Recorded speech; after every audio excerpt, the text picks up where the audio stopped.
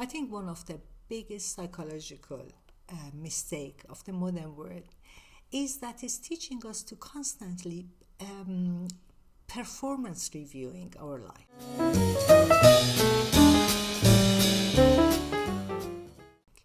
From mental health, relationship, happiness, productivity, healing, even our food, water, and rest enters in this category.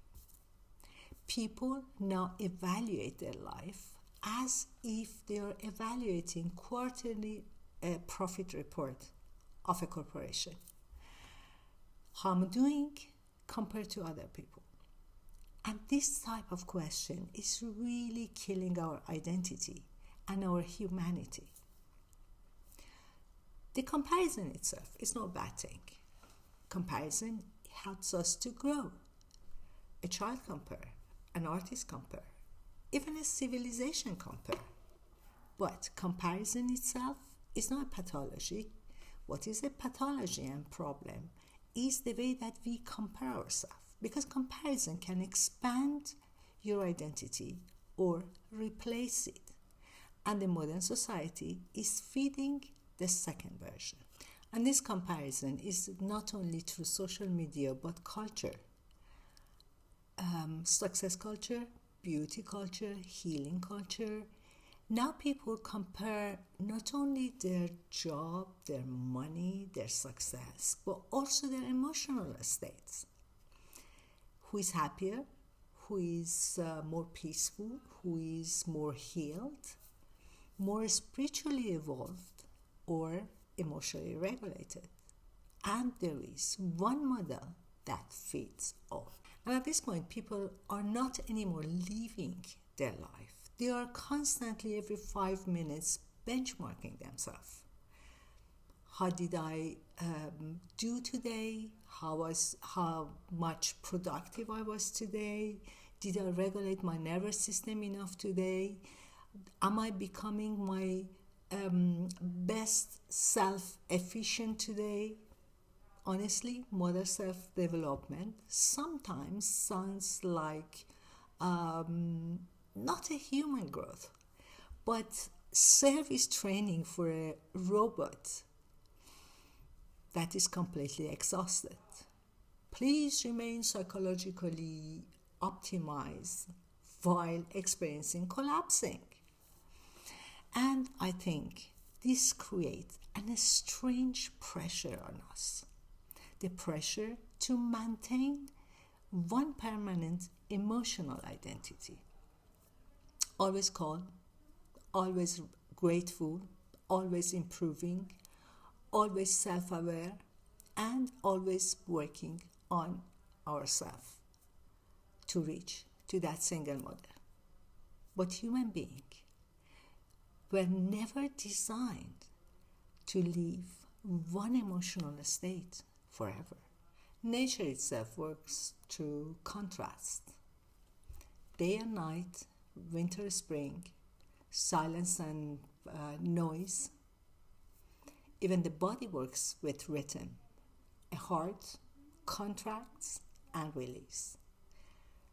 Lungs expands and collapse. And imagine one day your lung says, okay, I just want to expand. Positive vibes only. You will die. And psychologically, I think many people are trying to become exactly that impossible kind of human being. Only upward, only peaceful, only successful, and only positive and happy. Psychologically, I think the same thing is happening when people are obsessed with permanent happiness. That's when life becomes truly artificial. Because sadness is not always dysfunction, or grief is not weakness. Confusion is not always failure, and uncertainty is not pathology. Rumi once wrote, the wound is the place where the light enters. He's not glorifying suffering, of course. He's explaining how the human growth, how being a human works through contrasts, through loss, limitation, failure, love, happiness, sadness.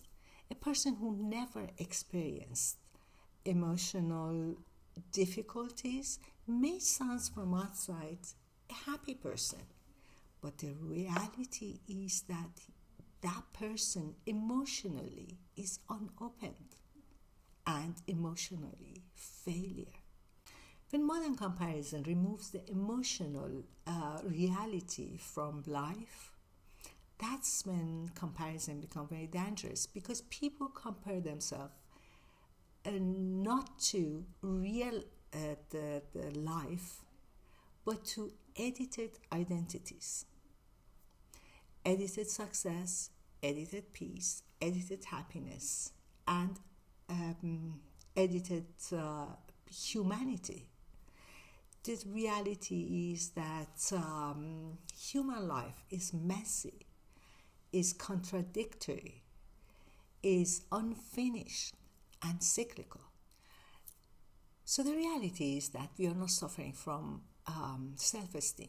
What we are suffering from is the constant self-evaluation in life.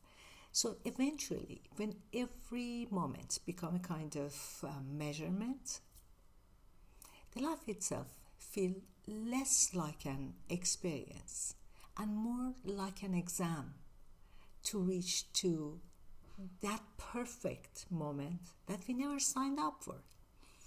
Peace does not come from eliminating comparison completely, but it comes at the moment that we stop treating our life and existence like a permanent audition for worthiness.